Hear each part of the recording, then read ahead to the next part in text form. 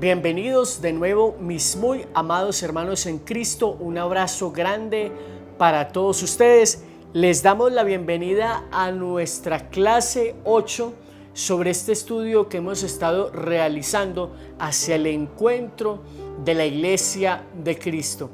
Les recordamos que aunque estamos tratando el fenómeno religioso, lo estamos utilizando como un recurso de estudio para demostrarle a la humanidad que mundialmente el concepto es aceptado cuando estamos hablando de nuestra relación con Dios. Señor Jesús, hoy te queremos pedir humildemente que nos conceda la gracia de poder avanzar con perseverancia en este estudio. Y aunque a veces vemos temas que parecieran no tener importancia y relevancia, es bueno que tengamos conocimientos que nos ayuden a contextualizar este fenómeno que de alguna manera implica a la humanidad entera. Pero que tú nos haces un llamado no solamente a reconocerlo, sino también a buscar responsablemente aquella iglesia que ha sido instituida por ti y enviada a anunciar tu palabra a todos los hombres en el mundo entero. Danos un corazón lleno de amor, de humildad, para aceptar tu palabra y para conocer este hecho, este fenómeno religioso y espiritual, de manera que podamos tener también elementos para dar razón de nuestra fe. Amén.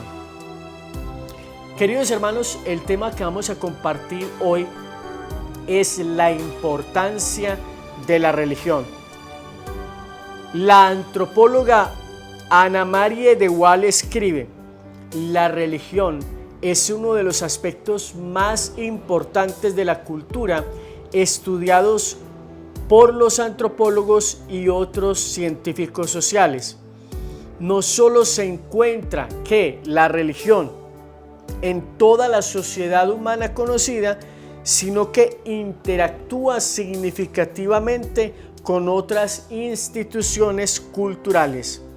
Haya expresión en la cultura material, en el comportamiento humano y en sistemas de valor, en la moral y en la ética.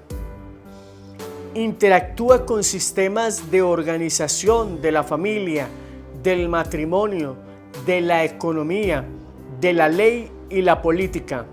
Entra en los dominios de la medicina, de la ciencia y la tecnología. Hasta este punto, queridos hermanos, yo quiero hacer un pequeño énfasis en algo bien interesante, y es que a pesar de que la religión interactúa con otras disciplinas y con otras ramas sociales, el fundamento de la religión es ponerle un límite, es ponerle una reflexión y una ética a todas las demás dinámicas de la vida social y humana. Entonces, por decir algo, ¿qué diríamos de nosotros? ¿Qué diríamos? Entonces, mis amados hermanos, por decir algo, mis amados hermanos, ¿qué sería de la familia sin la moral y la ética religiosa?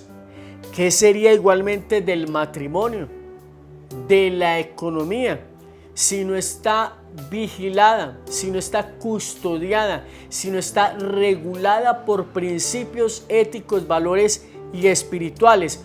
Lo mismo que la ley y la política. Pero también la ciencia, porque ustedes sabrán que hay momentos en la historia en que el ser humano se ha sentido como si fuera Dios, o se ha creído Dios, o le ha querido robar algunos derechos a Dios. De ahí que se esté estudiando, por ejemplo, el tema de la clonación, de ahí que se esté hablando de temas como el aborto, de ahí que se esté hablando de temas como la eutanasia, de ahí que se esté hablando de temas como, por ejemplo, la clonación humana.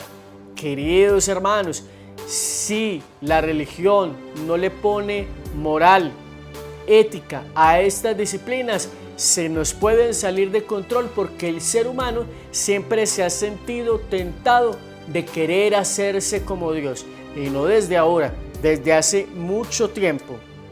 También la religión ha inspirado rebeliones y guerras. Escúchenme bien, no de por sí, porque si nosotros estudiamos a Jesús, no nos vamos a ir al Antiguo Testamento, nos vamos a quedar con Jesús. Cuando a Jesús lo van a tomar preso para hacerle un juicio injusto, uno de sus discípulos saca una espada, Pedro, y corta la oreja del criado del sumo sacerdote, que algunas traducciones lo llaman Malcolm. Y Jesús regaña a Pedro y le dice: vuelve la espada a su vaina. Y por allá más adelante, cuando está siendo interrogado contra Pilatos, que le pregunta acerca de su reino, Jesús le dice: mi reino no es de este mundo. Si mi reino fuera de este mundo, mi guardia no hubiera permitido que cayera en tus manos o que me hubieran entregado a ti. Y Jesús está proponiendo un mesianismo totalmente diferente. En lugar de sacrificar a otros, me sacrifico yo por amor a la humanidad.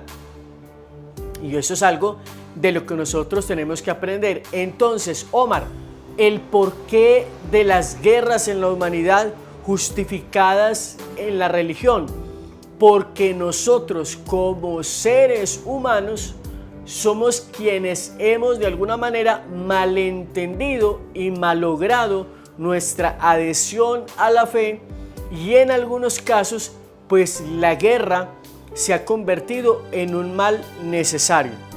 Me explico. Cuando a nosotros se nos habla de las cruzadas en la iglesia, pues a nosotros se nos habla de los cristianos, los soldados cristianos que están recuperando los lugares santos. ¿Sí me doy a entender? Pero cuando venían los otros, los moros y otro montón de personas a atacar, a asesinar, a violar a los cristianos, a quitarles sus propiedades, entonces ellos de alguna manera no se podían defender. Esa es la concepción de un tiempo, de una época y de una humanidad.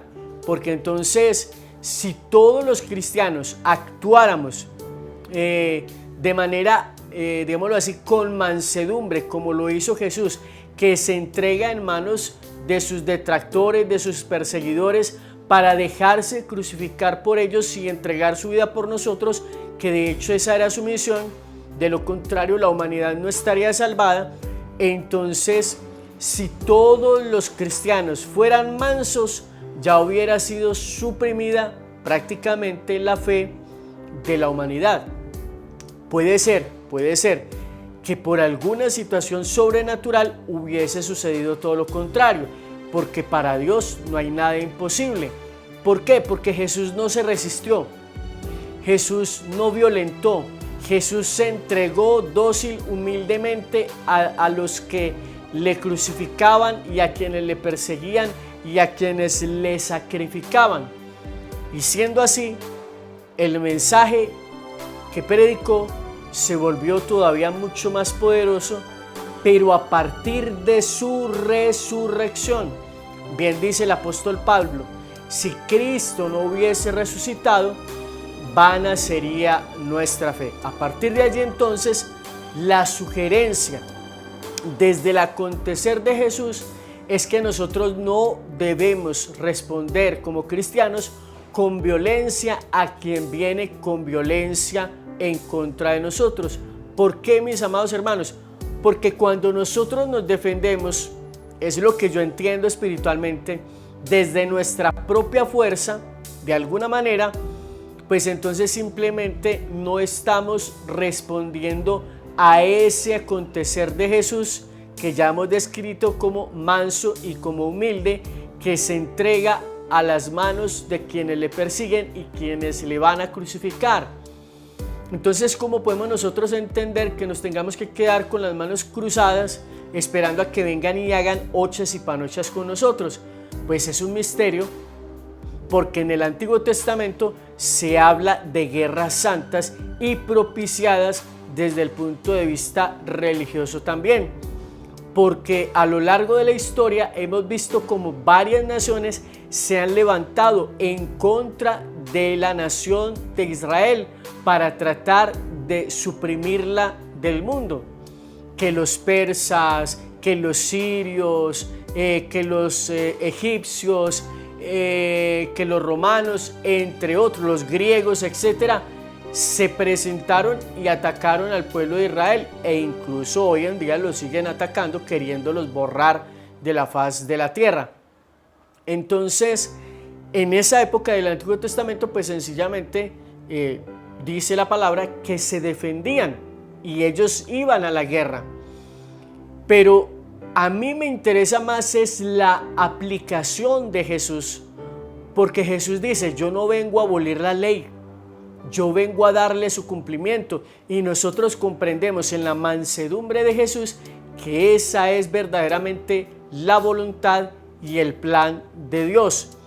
La guerra puede ser ya una interpretación humana, que de pronto por otras cosas, por otros conceptos, yo no voy a juzgar eso, pues entienden el tema de la participación en la guerra de una forma totalmente diferente.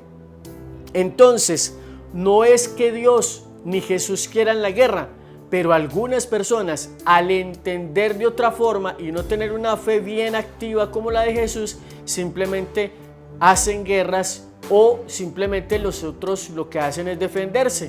Eso es así. Y dice: también la religión ha inspirado obras de arte. Ninguna otra institución cultural presenta una gama tan amplia de expresión o implicación. Las ideas y los conceptos religiosos no son constreñidos por el entorno físico. Sus formulaciones no encuentran más limitaciones que las del espíritu inquisitivo de la mente humana. Lo que estaba diciendo hace un momento.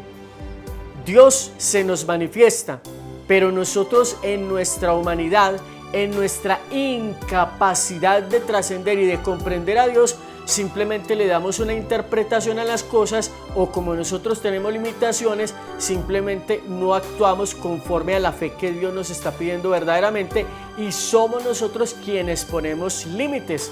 Entonces somos nosotros quienes a veces interpretamos a partir de nuestra forma de ser, y por eso es que nos vamos a cosas como por ejemplo la guerra.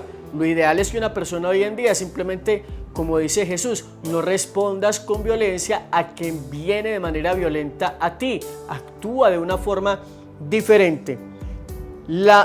Es lógico que la influencia sea tan extensa si tenemos en cuenta que la religión pretende contestar, ya lo hemos dicho en otros programas anteriores, a interrogantes importantes del ser humano, como por ejemplo el porqué de la vida, el para qué de la vida, y de la respuesta a estos interrogantes se deduce el cómo vivir para llegar al destino final, es decir, a la promesa que se nos ha hecho de ser salvados. Y la salvación religiosa se presenta como la suma y absoluta felicidad que busca el ser humano. En último término, la felicidad. Que cualquier otra cosa que el ser humano busque en la vida siempre tiene como fin último la felicidad. Y como vida más allá de la muerte, también nos está hablando de trascendencia. Se diferencia de la salud física y de cualesquiera otros episodios de liberación particular por su carácter definitivo y absoluto. Queridos hermanos, hasta aquí esta lección. Le pedimos al Señor que nos conceda la gracia de tener un espíritu sencillo y humilde, para que comprendamos verdaderamente su palabra y vivamos verdaderamente la vida como Dios manda, no como nosotros creemos que tenemos que vivir. Y aquí, a partir de este momento, estamos entendiendo, a partir de la revelación y la fe de nuestro Señor Jesucristo, que nuestra actitud frente a la vida ha de ser una actitud de mansedumbre y de humildad, de confianza y abandono absoluto en la divina providencia, en nuestro Padre Celestial. A ustedes por su atención Muchas gracias, espero que este video les llegue a su corazón, compártanlo en sus redes sociales e inviten a muchos otros hermanos para que vengan, se suscriban a este canal, vean este curso, activen la campana de notificaciones para que les lleguen alertas cada vez que subamos nuevo contenido a nuestro canal. Les invito también a ver nuestra serie de itinerario cuaresmal, que también hay otra lista de reproducción donde estamos meditando cada día un aspecto de la palabra de Dios para vivir este proceso de conversión y transformación. A todos ustedes, Dios les bendiga. Hasta pronto.